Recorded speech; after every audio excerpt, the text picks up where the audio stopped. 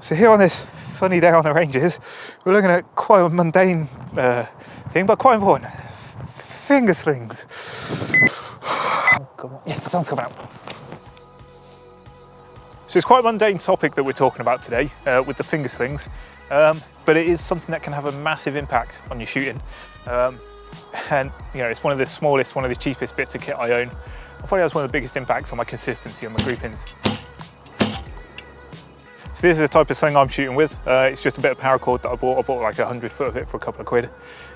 Should last me ages. A couple of knots tied in it.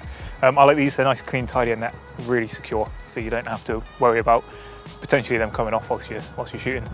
So as I said before, it just goes between your finger and your thumb. Riser goes in the middle, and it just catches that bow, so you're not having to grip the bow as you're shooting. So we'll shoot a few arrows, and we'll see the finger sling in action. So when you're holding the bow, there are two main control points, and that is each of your hands really. So there's the one that's on the grip, and there's the one that's on the string.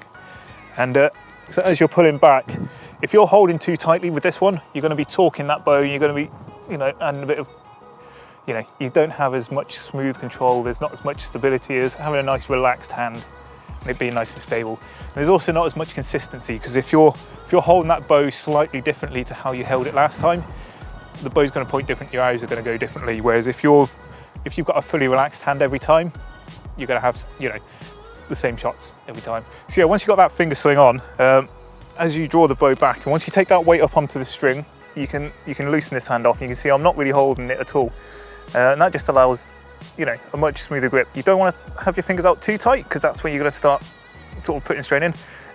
All your muscles in your hand should be nice and relaxed. Both should sit in comfortably.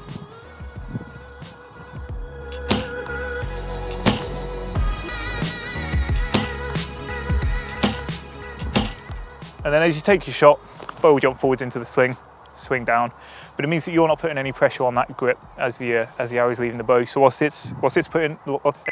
bow's putting its energy into the arrow, you're not affecting it in any way. It's allowed to just do what it wants to do.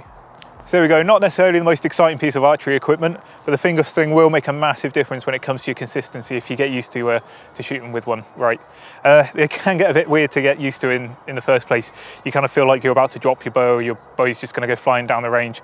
But a decent finger sling, it will make that difference to your consistency in your shooting, and it's well worth getting used to shooting with one.